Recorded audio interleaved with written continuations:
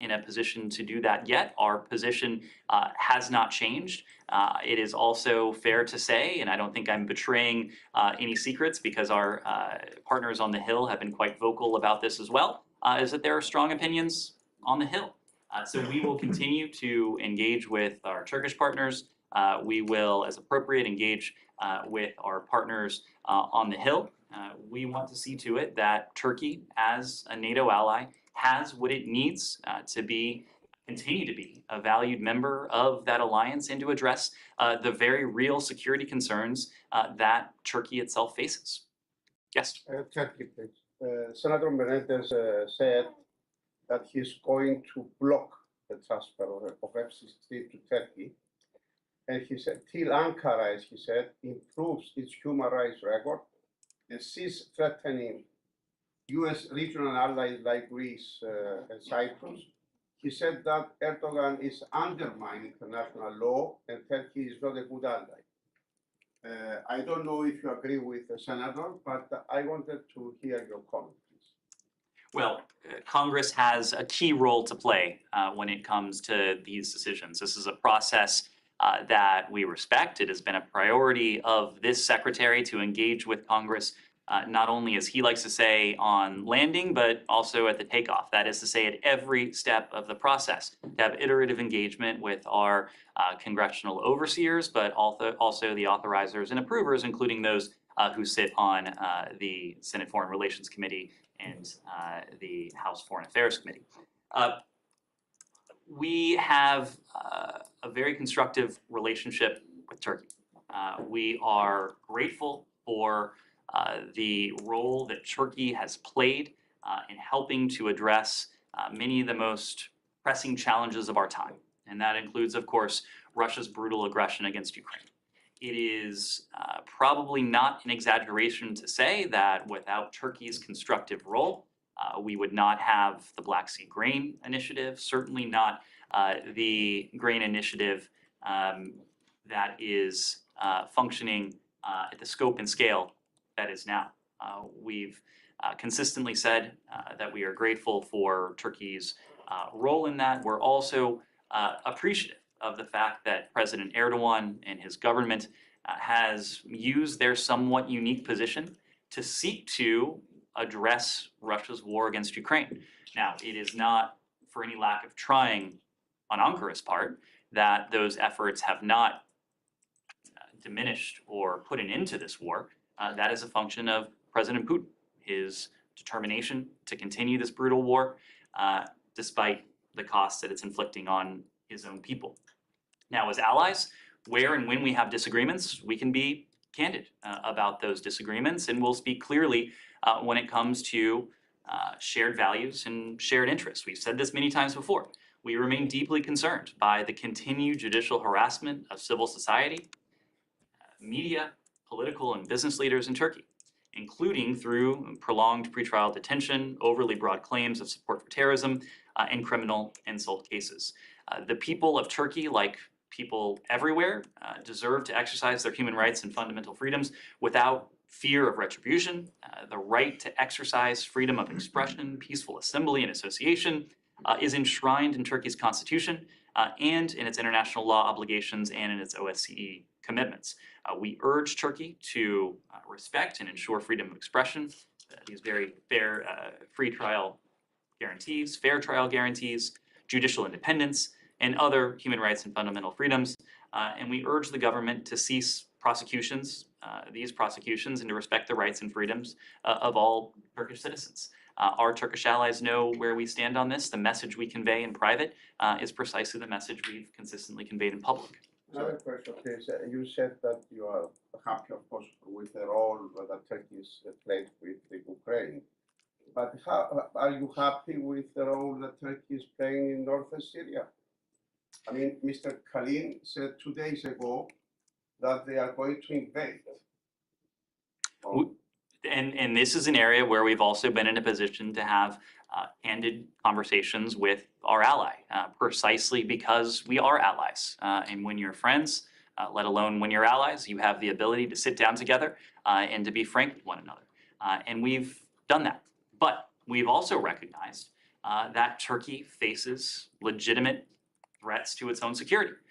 Turkey has endured more terrorist attacks on its soil than any other NATO ally. This goes back to the point I was making before about our desire to see Turkey continue to be an important, constructive NATO ally with the means by which to participate meaningfully in that alliance, as Turkey has. When it comes to Syria, we've been clear publicly, also privately, that we don't want to see any unilateral actions that have the potential to set back the tremendous progress that the international community has achieved in the effort to counter ISIS, counter Daesh, over the past several years. The so-called territorial caliphate of ISIS has been virtually destroyed. It has been virtually destroyed because of the stalwart coordination and cooperation on the part of dozens of countries who are part of the global coalition to counter ISIS or Daesh. We're concerned that any unilateral moves have the potential to set that back and have the potential to set back the prospects for a political resolution to the long-standing 12 years now conflict in Syria, in line with UN Security Council Resolution 2254. Ned, sorry, when you, the very beginning of your, you said you are grateful for the, I think this is a quote, grateful for the role Turkey has played in helping to address many of the most pressing challenges of our time. You named one, which was the Black Sea Initiative. But then after that, you listed a whole bunch of problems that you have with Turkey, including the human rights situation, Syria, just now. You didn't mention, but it's clear that there are differences over NATO extension. So can you name, I mean, you only named one, so when you say many of the most pressing challenges of our time, I'd like to give you the opportunity to identify another, Sure. Other than the Black Sea. So embedded in what I said were two high-profile priorities of ours. Number one is Russia's aggression against Ukraine. And I believe I mentioned this, but Turkey has played a very helpful, meaningfully helpful role in seeking to put an end to this conflict, or at the very least diminish the violence. They have... Okay, but whatever they've done, as laudable as it might be, and again, doesn't seem to have worked. That is not for lack of trying on the part of Ankara. Okay, so you're giving them credit for trying to push the Russians to stop, of course, their aggression against Ukraine, and you've got, okay, so that's two. And dealing with the implications of Russia's aggression against Ukraine, food insecurity being one of them. That's embedded in the Black Sea Grain Initiative. So there's two, and you said many of the most pressing challenges of our time. So give me another example. Another example, Matt, is terrorism. And the joint efforts that Turkey has taken, including the steps that we announced together just a couple weeks ago now to go after a network of ISIS facilitators. Like 4 people. Yes, Matt, but Turkey has been a valued member of this coalition. Its efforts have been. Okay, I'm not saying that they're not doing any of this. I'd just like to have another example. When you say many, is many mean 2? Many ways. Does it mean 3? Okay, so you got Black Sea, and then they attempt to get the Russians, not successfully, but they attempt to get the Russians to ease up in Ukraine. You don't like what they're doing or what they're threatening to do in Syria. On terrorism, yeah, okay, so you have one joint statement over the course of the last year about sanctions. I'm just wondering where the many of the most pressing challenges are, and I'm not saying the Turks aren't doing anything about this, but I'd like to give you the opportunity to explain that. And I think we've just gone through a number of them, not to mention Turkey's role in NATO over the course of several decades. Role in NATO. They're stopping, they are the over main obstacles over the to course- NATO doing what it wants to over do the right course now of in expansion. several decades. Can you Yeah. explain All that right. P1? Let me move around to someone who hasn't had a question yet. Jamie? Yeah, thank you. Let's do a different issues, please. Thank you. And, yeah, I have two questions for the North Korea. North Korea refuted the message from the UN Security Council that it should return to denuclearization negotiations. At the same time, the North Korean Foreign Ministry announced that their status as a nuclear power was a stark reality. Do you think North Korea declared itself a nuclear state? How do you see this? Well, it doesn't change our overarching goal, and that remains the denuclearization of the Korean Peninsula.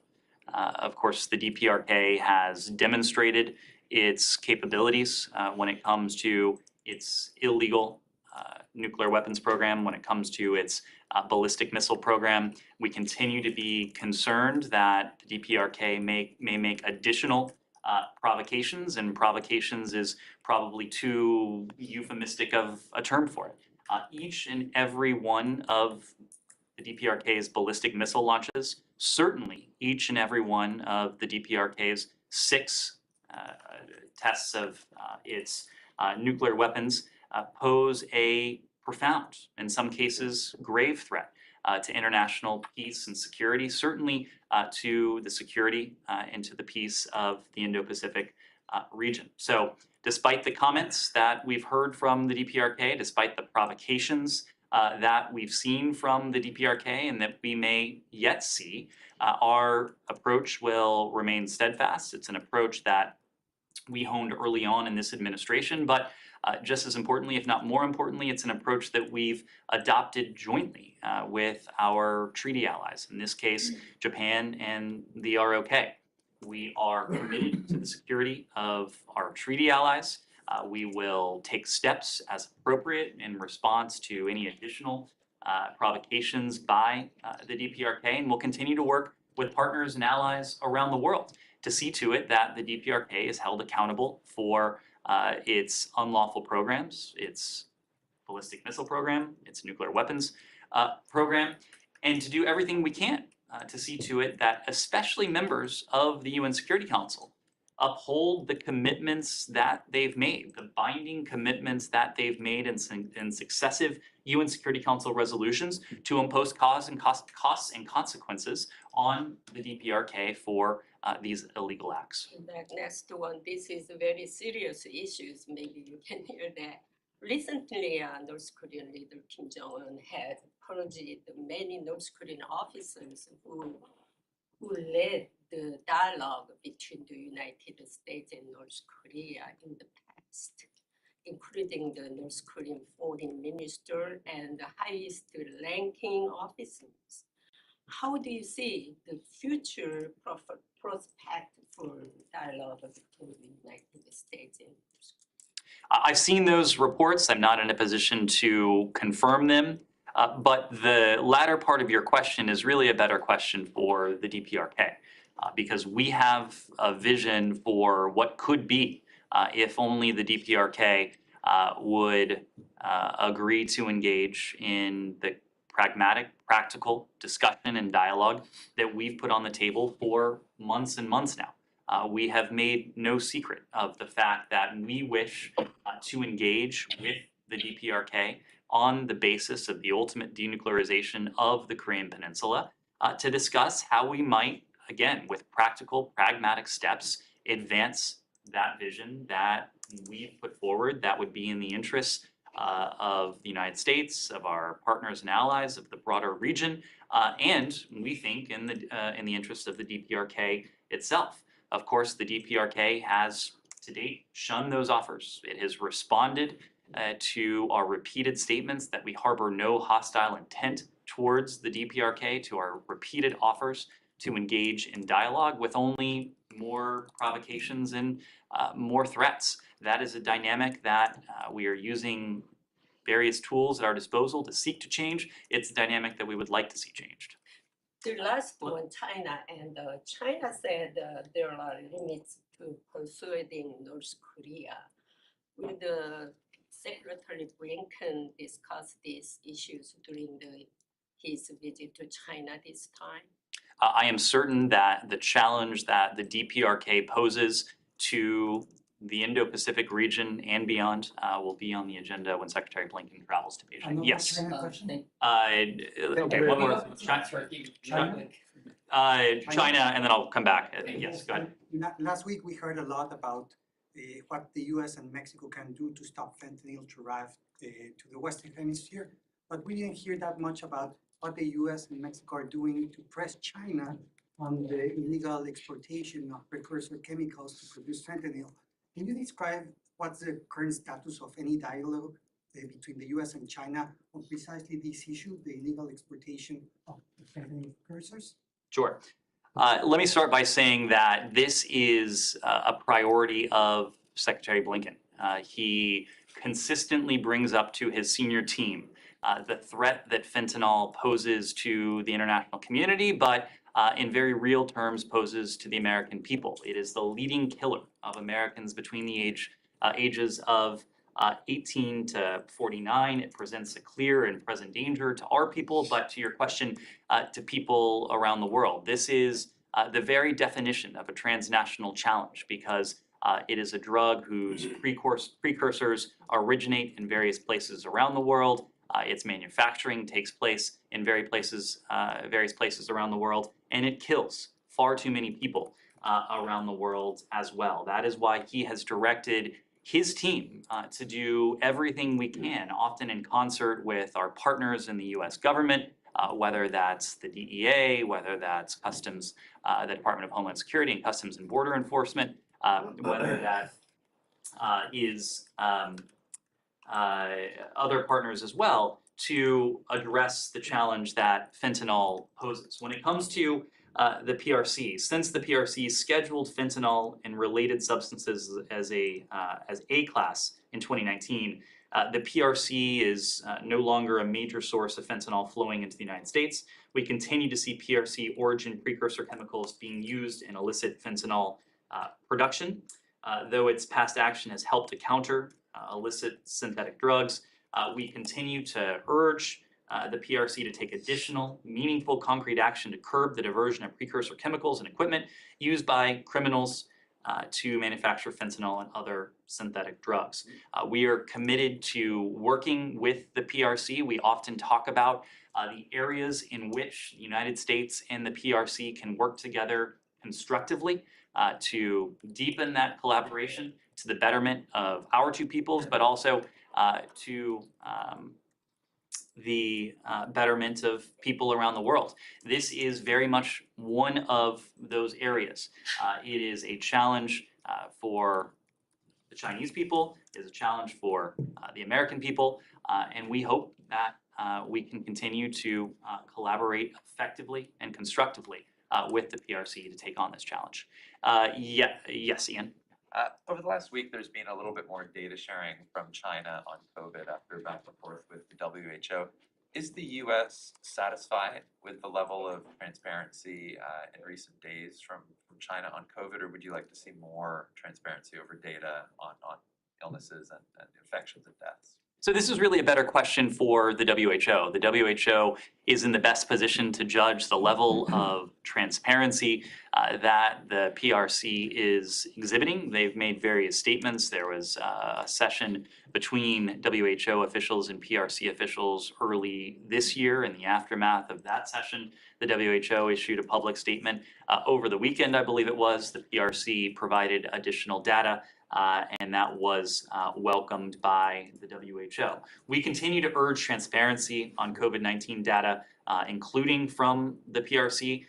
Our position is the position of scientists, public health experts around the world, that without this data, it will be difficult for public health officials to ensure they will be prepared to reduce the spread and identify any new potential variants. So we continue to urge the PRC to be fully transparent.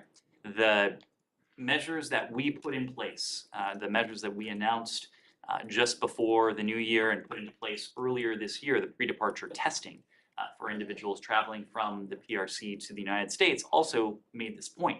Those measures are based on both the prevalence of COVID in the PRC, but also what we were seeing at the time, or namely what we were not seeing at the time.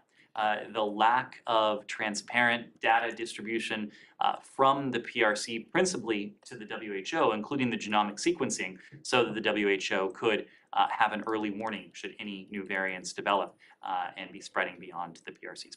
Has that lack of data colored any of the discussions between the U.S. and China in the lead up to Blinken's visit in February? If by colored do you mean has it derailed, has it disrupted the planning? I'll say that Secretary Blinken fully expects to travel to Beijing next month.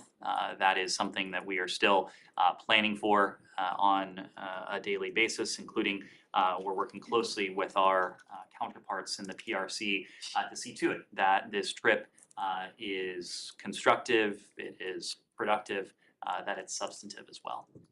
Yes. European Parliament is calling on European Union to blacklist Iran's IRGC.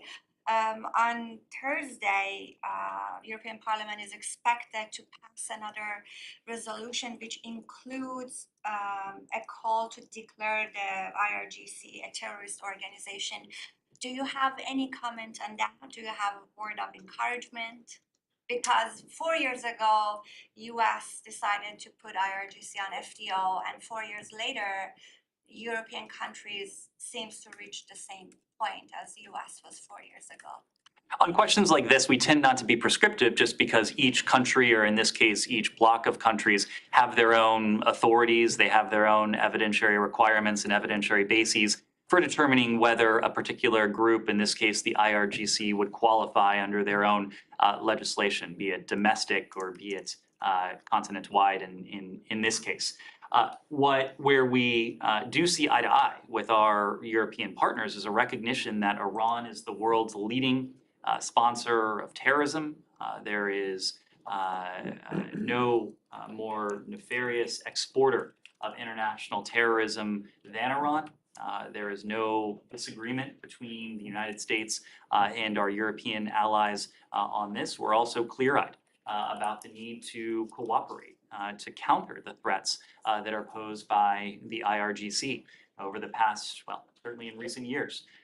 Europe, United States, countries around the world and regions around the world have seen all too vivid demonstrations of the lethality of the IRGC, of its repugnant willingness to take innocent lives in its operations. So we're committed to continuing to work with the EU and with other allies and partners on this very challenge. Gita?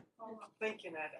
In reaction to this development in the European Union Parliament, a member of the Iranian Parliament has said that if the EU does designate the IRGC as a terrorist organization, the Islamic Republic would designate Britain, Germany, France, and the EU also as terrorists. And he continued to say, and I quote, that the defenders of Iran know how to deal with terrorists, unquote. Any comments? Do you think this is clearly a threat and it should be taken seriously? We don't respond to threats. We condemn them. What we do respond to is any threat to American citizens, threat to our partners. Countries around the world, including Iran, know full well that we take any such real threats seriously, and we're prepared to respond and respond decisively if appropriate. Anything else on Iran? Related comment.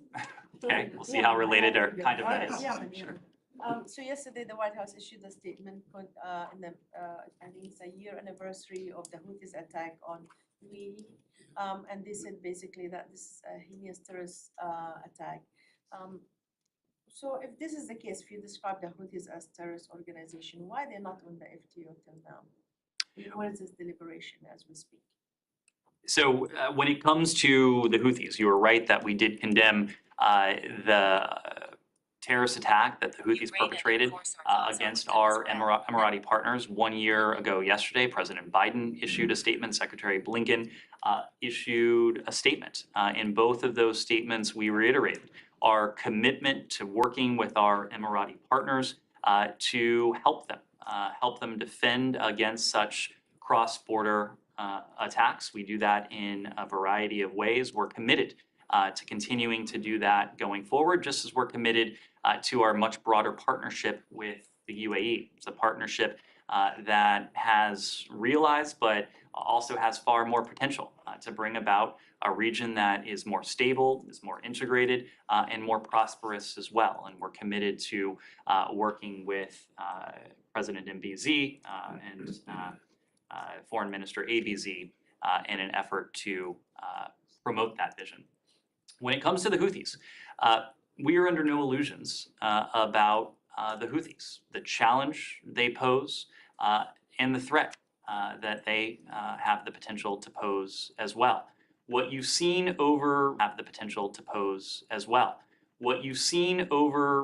putting an end to the civil war in Yemen, a civil war that the Houthis have at key moments only sought to propagate and extend. Over the past year or so, we have achieved a great deal of success. Levels of violence are greatly diminished. There was a cessation of hostilities that was formally in place. Even as that cessation of hostilities has at least formally expired, the level of violence have remained quite low. That is good for the people of Yemen. It is also good for our partners in the region, as they have endured fewer of these repugnant cross-border attacks that have targeted the UAE, have targeted Saudi Arabia, and others as well. There are ways that we have to hold the Houthis to account. We have taken action against specific Houthi leaders. The group as a whole is designated under various authorities, but we made very clear that when the last administration in the final hour, almost literally, labeled the Houthis as a foreign terrorist organization, that came with a series of consequences, some perhaps intended, many perhaps unintended. Among those unintended consequences were profound costs on the people of Yemen. We heard loud and clear from humanitarian actors, NGOs who were operating on the ground, that the FTOs, the fact that the Houthis had been labeled an FTO precluded them from providing, or at least limited, their ability to provide life-saving humanitarian assistance to the people of Yemen. So we made a determination early in this administration that we could do two things at once. We could hold the Houthis to account with various authorities, including authorities attached to individual Houthi leaders, while removing the roadblocks that had stymied the provision, or potentially in some cases, stymied the provision of humanitarian assistance to the people of Yemen. I think our approach to the Houthis, our approach to investing so much in diplomacy, with Special Envoy Tim Linderking leading the charge under the direction of Secretary Blinken, has proved its effectiveness. We have seen a period of stability and diminution of tensions that we have not seen in some 8 years since the start of this conflict in 2014. It is our hope to build on the progress that we've achieved, even as we continue to partner with our partners and allies in the region, including the Emiratis, including the Saudis, to see to it that they have what they need to defend themselves. Let me move to someone who has a question. Yeah. Thank you so much. I just wanted to go back to Turkey really quickly, specifically, pardon me, Senator Menendez. As you know, as chairman of the Foreign Relations Committee, he can basically block this F-16 sale as long as he wants. So if the Biden administration is committed to getting this sale done, it will have to persuade him to get on board with it. So what's the State Department's game plan to get Senator Menendez to lift his opposition to the sale?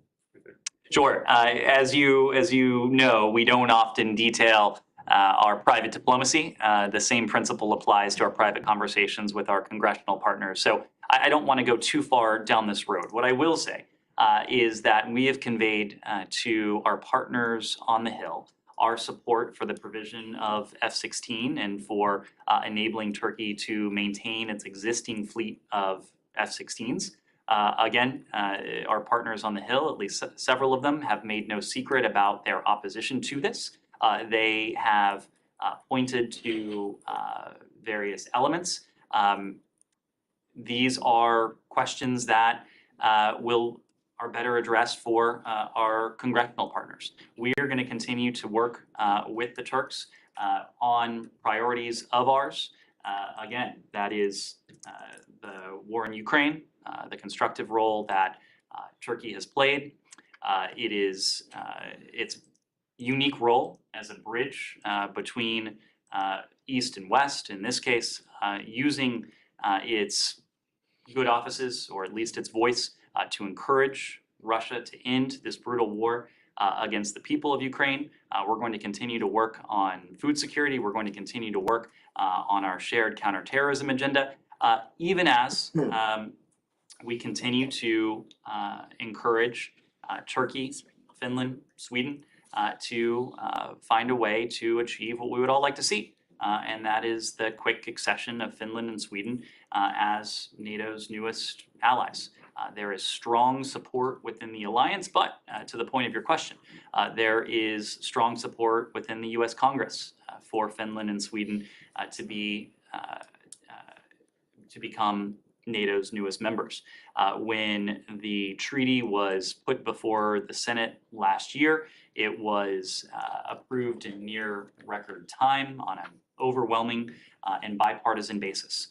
Congress has made no secret of its support. Of course, we share the enthusiasm that we've heard from our Hill partners when it comes to Finland and Sweden's NATO membership. And we're going to continue to encourage Finland, Sweden, Turkey to engage in constructive dialogue to see this through just as quickly as can be managed. Are you going you to clarify- give them, Let me- are you going to Kylie. give them the F-16? Kylie, go ahead. For a minute. Clarification on Kylie. Turkey. There's a few articles out right now about targeting in Crimea and the Crimean Peninsula.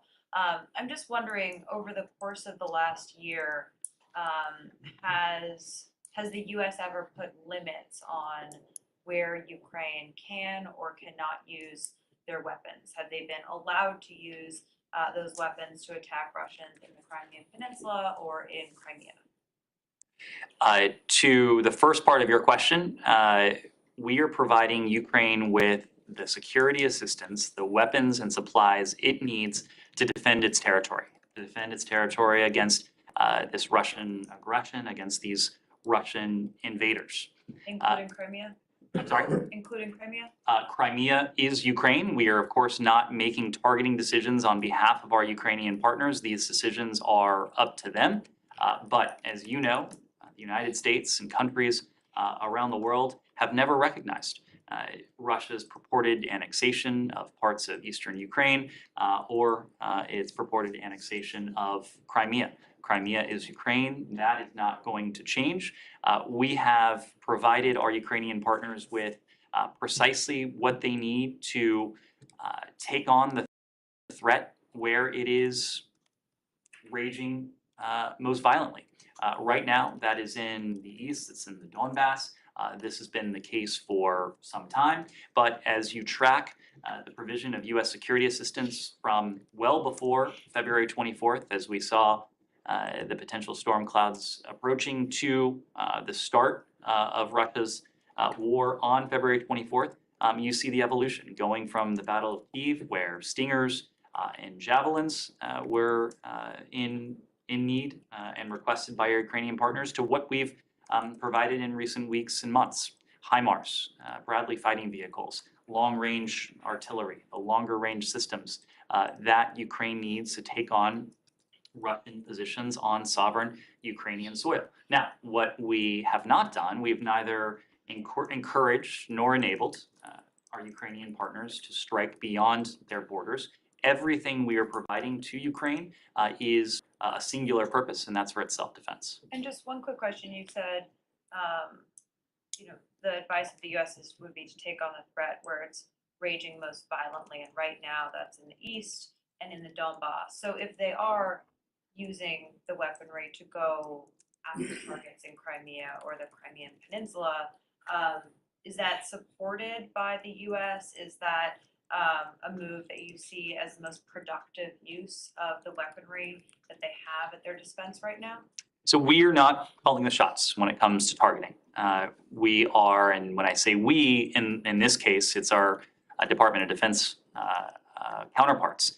They are in constant conversation with our Ukrainian partners about the dynamics, about the systems that would be appropriate for the threat that Ukraine is facing at each moment during the course of this invasion. But ultimately, it is up to our Ukrainian partners to determine how best, where to use these weapons and supplies to defend their sovereign territory. And if they believe they're best used targeting the Crimean Peninsula, then you support that. Again, we are not calling the shots. These are questions just as the ultimate question of negotiations, what that looks like, what the Ukrainians are vying for in the course of any future negotiations. These are questions for our Ukrainian partners. Can you clarify yes, something let me on move Turkey? to people who have not had a question. Thanks, Ned.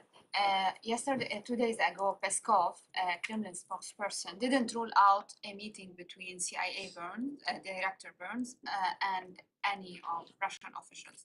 Do we expect something in the near future? Such a meeting? Even if we had something to say there, that is not a question I would wade into. Now, of course, the Russians consistently like to allude to potential engagement with the United States, just as they do with other close allies of ours. Our longstanding position since the start of Russia's aggression is that it can't be business as usual. If there are discrete elements that we need to convey to our Russian partners, elements that are profoundly in our national security interest, we have channels to be able to do so. Secretary Blinken has picked up the phone to Foreign Minister Lavrov when it came to Brittany Griner and Paul Whelan, the detained AMSITs at the time. We've conveyed in no uncertain terms the consequences of annexation. Secretary Blinken did that as well. We've also conveyed in no uncertain terms the costs and consequences that would come with the use of a chemical weapon or a nuclear weapon. Next Monday, there's a meeting on Lebanon between the Saudis, the Qataris, and the French and the US. Would Assistant Secretary Leaf attend this meeting? And also, what's your position on the presidential election on Lebanon? I mean, do you support an agreement ahead of the election, or do you want a president to be elected ahead of an agreement? To the second part of your question, this is a question for the Lebanese parliament. It's a question for the Lebanese parliament to determine the next president in accordance with the demands of the Lebanese people who continue to face a number of crises. We call on Lebanon's leaders to quickly select a president and to subsequently form a government. The Lebanese people deserve political leadership willing to put the interests of the country first, and a government able to implement long overdue reforms critical to unlocking crucial international support. What's the date on that, guys? We've been saying this for about 10 years now? Not quite that long, but as to any engagements next week, if we have details to share in advance, we'll do Just that. one more question, please, on Saudi Arabia. Yesterday, in an interview with Bloomberg, Saudi finance minister hinted that the Saudis are open to discussions about trade in currencies other than the US dollar. Do you have any comment on that? I do not. Can you clarify something on Turkey? You said that Turkey faces real threat of terrorism, and you understand that. But you don't see eye to eye with them because they consider the YPG to be a terrorist organization and the flip side of the PKK. You don't see eye to eye on that, do you? Said, we've been clear that with our allies, we may not always see eye to eye. We have disagreements with our Turkish allies. That doesn't diminish the alliance between our two countries. That doesn't diminish the fact that we share interests. And as partners, as an alliance, there are fundamental values that we want to see protected as well. But you're on opposite sides. I mean, you support the YPG, and they are your ally and so on. And Turkey is going to attack them, maybe anytime. So what will your position be if this happens? Our position will be precisely what I spent probably 5 minutes describing earlier in this briefing. My question on top of the topic, before we get there, just to clarify, you answered the question of Crimea and said you never encourage them to take the shot. The reverse side, you will also not discourage them from retaking Crimea, right? You will not do or act in any way that would discourage Ukraine from doing what's on it. These ultimately are questions for our Ukrainian partners. Yes. I need to move on. People have not had a question yet. I need to move on. Yes, go ahead. Are you still in disagreement with Turkey over normalization in Syria? I'm sure this topic was on the table today up on the 7th floor. Are you still opposing Turkey normalizing with Syria? I will allow our Turkish allies to note their approach to the Assad regime in Syria. Our approach to the Assad regime has not changed. We believe that now is not the time for normalization. Now is not the time for countries to seek improvements in relations with the Syrian regime. One need only look at the track record of the regime over the past 12 years, the violence, brutality that the Assad regime has inflicted on its own people. We continue to believe in the utility of pursuing the goals and metrics enshrined in UN Security Council Resolution 2254. And Foreign Minister Oglo was told that today. The meeting is still going on, so I'm just not in a position to speak to it. Abby? Hi, Ned. Are you aware of the death of an American in Rosarito Beach, Mexico? Yes. Let me just pull this up. I can confirm the death of a U.S. citizen in Baja California in Mexico. We stand ready to provide all appropriate consular assistance out of respect for the privacy of the family. I just wouldn't be in a position to comment any further. Is there any investigation into his death, or is there any reason for suspicion of foul play? When a U.S. citizen dies in a foreign country, local authorities are responsible for determining the cause of death, issuing a death certificate, among other steps. We'll support any Mexican investigation. We'll continue to monitor it closely, but would refer you to Mexican authorities for details of their investigation. Yes. I have a question for like a US-Japan. Following up a US-Japan summit meeting, seems like it is necessary to continue discuss specific measures such as controlling like export, like a semiconductor. What is current outlook on the meeting and how soon we can expect US-Japan economic version of 2+2? In your future. Sorry, I missed the first part of your question. Was this in relation to the Prime Minister's visit, or this was in relation to the Dutch Prime Minister's visit? The US-Japan economic version 2+2 meeting.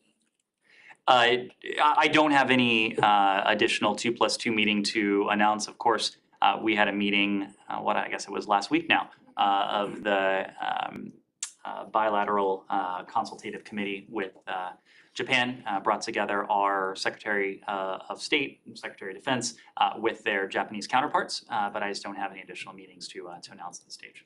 Yes. Thank you, Ned. Pakistan has less than $5 billion left in its foreign reserves.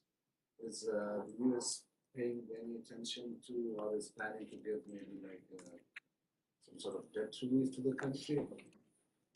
So this is a challenge that we are attuned to. I know that Pakistan has been working with the IMF, with international financial institutions. We want to see Pakistan in a economically sustainable position. Those conversations, as I understand it, are ongoing. We are supportive where we can be of our Pakistani partners, but ultimately these are conversations between Pakistan and international financial institutions. But in this critical time, does the US on government level, is getting any suggestions for Pakistan to take some immediate steps which could improve the economy? These conversations with our Pakistani partners often do entail technical issues. Oftentimes these are addressed between the Department of the Treasury and our Pakistani partners. But Pakistan's macroeconomic stability is a topic of conversation between the Department of State and our counterparts, the White House, Treasury Department, among others. Thanks. Yes. Thank you. I just want to follow up on Secretary Blinken's visit to PRC. According to political report last weekend, the date is likely to be on February 5th and 6th. Can you confirm anything on that report, including a possible counterpart in PRC? Including a possible counterpart. So I'm not in a position to confirm a date just yet. The Secretary has said for a number of weeks now that he will travel to the PRC early this year. Now that we are in early 2023, I would expect that the Secretary will have an opportunity to travel to Beijing next month. The details of that visit are still being worked out. And I would imagine if and when Secretary Blinken does travel to Beijing, he will have an opportunity to meet with several interlocutors to discuss the broad array of issues that form the basis of what is arguably the most consequential bilateral relationship in the world. Final question, Alex? Yes, thanks so much. Secretary today spoke with Armenian Prime Minister. Did you have a chance to dial Baku as Did we have a, I'm sorry? to call Azerbaijani officials? So the Secretary did have an opportunity today to speak to the leader of Armenia. I do expect that he will have an opportunity in the coming days to speak to President Aliyev. According to your readout, they discussed the steps to restart bilateral talks with Azerbaijan. I'm just wondering, are we in the process of putting together another round of meeting, or the Secretary is just trying to test the waters with the side to see if there's an appetite for next round of dialogue? We're going to do what is ultimately most helpful. And at the end of last year, there were a couple meetings that the Secretary chaired between his counterparts, a trilateral meeting between Armenia, Azerbaijan with Secretary Blinken. In the middle, we did that at Blair House. We did that in New York. Of course, we've seen setbacks when it comes to Nagorno-Karabakh. Of late, we want to see constructive dialogue put back on track. We stand ready to engage bilaterally. We stand ready to engage with and through partners, through the OSCE, or if and when appropriate, trilaterally as we have done in the past. The same format or different format? Yes. We are going to do what is most effective at the right time. I know who is not going to be behind the table, which is Ambassador Blinken. Yes. Who is going to be behind the table from the sides? Like, are you seeking presidential level meetings or? So, of course, Ambassador Rieker did retire from the Department of State after an illustrious 30-year career just last week. But there are a number of individuals in this department who are deeply invested in this process, not the least of whom is Secretary Blinken himself. This is a personal priority of his. But people like Toria Newland, people like Karen Donfried, people like a number of the senior officials in our Bureau of European and Eurasian Affairs will remain deeply engaged in this. So from the other side, ministers or presidents, are you looking for who is going to be behind the other side of that is for them. Thank you. Can I ask for one clarification?